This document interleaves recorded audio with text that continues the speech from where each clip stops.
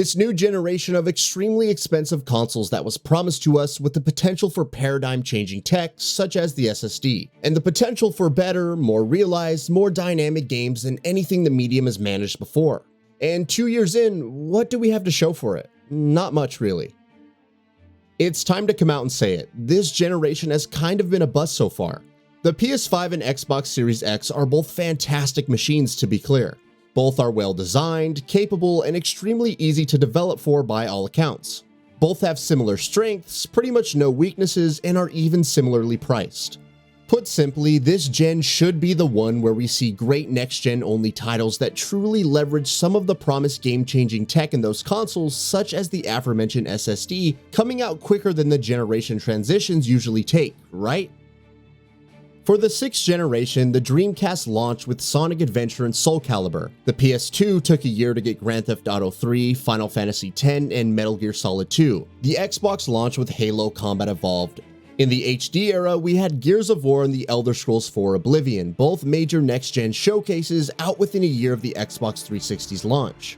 In the PS4 and Xbox One era, it took slightly longer, 18 months to be specific. But by early 2015, several major next-gen only titles were available, including The Witcher 3, Bloodborne, Fallout 4, and Batman Arkham Knight. This generation, 2 years in, we've got nothing equivalent. Don't get me wrong, there have been next-gen only games. Demon's Souls, Returnal are all next-gen only titles, to be fair. But the bulk of the big games, the ones the industry stops for, the ones that most people around the world want to play.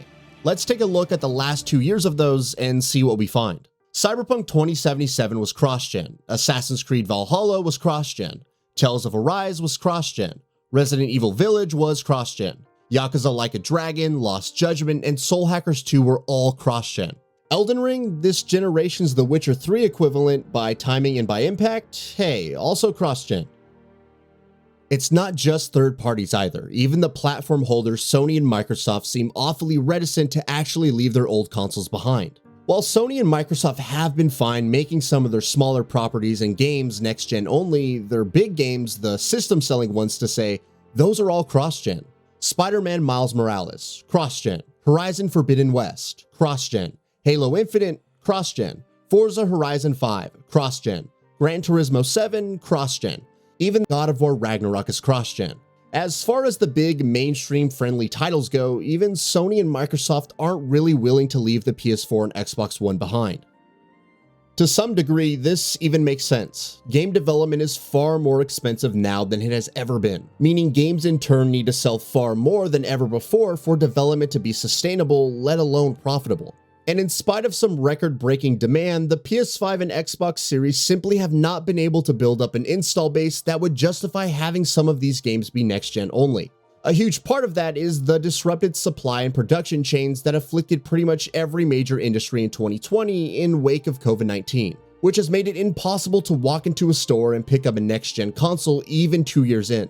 At this point, if most people can't even buy a PS5 or Xbox Series console, then how would they be able to buy and play any game that's exclusive to just those systems?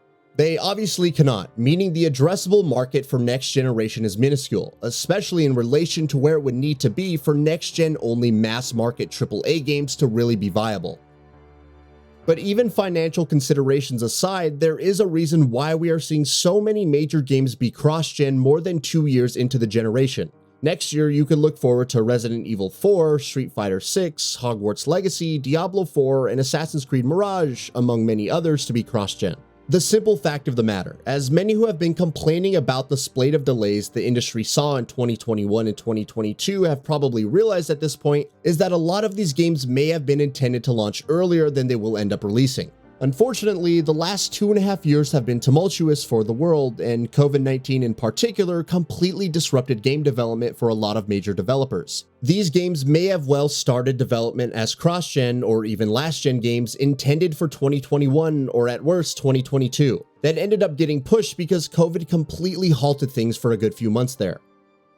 Even without COVID, game development cycles have been getting longer across the board. Between 2005 and 2010, Sony Santa Monica released 3 console God of War games. Between 2007 and 2014, Naughty Dog released The Last of Us and Uncharted games. Between 2007 and 2013, BioWare released Mass Effect games. Meanwhile, it took Sony Santa Monica 4.5 years to get a largely iterative, not meant as criticism mind you, just an observation on something that should have helped development, sequel to God of War 2018 out. BioWare hasn't released a new game since 2019, which was Anthem. BioWare hasn't released a new single-player game since 2017, which was Mass Effect Andromeda. BioWare hasn't released a good game since, you know what, this topic is depressing. The point is they've been taking a very long time to get games out. And Naughty Dog, it took them 6 years to go from Uncharted 4 to a remake of the original Last of Us that in very large part was worked on by another studio to begin with. Their next game isn't even formally announced. So game development is taking ridiculously long these days, with a single game often taking the better part of a decade to be completed.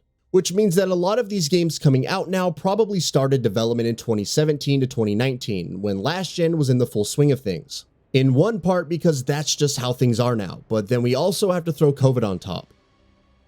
All of which is to say, the reason that games are cross-gen 2 years into this generation are understandable. They make sense, but if the development pipeline was not ready, then why did we get these consoles right now? I said this back in 2020, before the PS5 and Xbox Series were out, that it felt like they were being rushed to the market out of an obligation to who exactly? Shareholders? It definitely wasn't developers who have yet to convincingly move to these new systems en masse. It wasn't for the players because no player wants $500 consoles with nothing to show for them, so who are they for?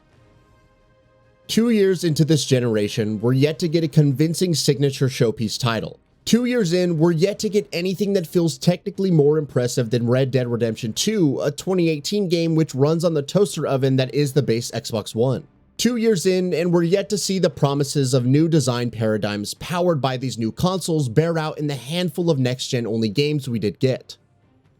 Maybe this changes next year. At long last, next year will finally introduce several next-gen only titles.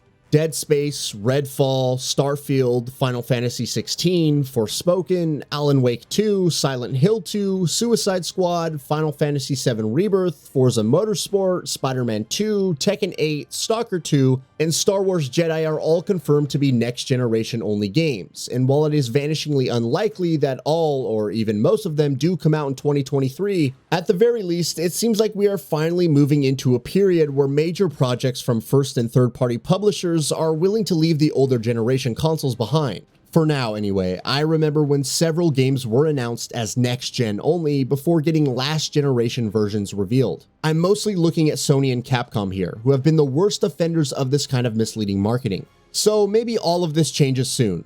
Hell, even Nintendo is due to put out new hardware soon, with the Switch now 6 years old and rumblings of a successor growing louder. If nothing else, they could at least rejuvenate the industry with new hardware and new design paradigms like they did in 2017 with the Switch and the 1-2 whammy of Breath of the Wild and Super Mario Odyssey. But as of right now, we have $500 plastic boxes whose greatest claim to fame is being able to play games made for cheaper plastic boxes you already own, but a bit better. The highest rated games of this year are Elden Ring and Persona 5 Royal, both very literally using PS3 level tech. The new game design revolution we were promised was a lie. That last part at the very least may not ever change, but if nothing else, maybe we could finally start getting games that weren't designed around low-end 2012 tablet CPUs, right?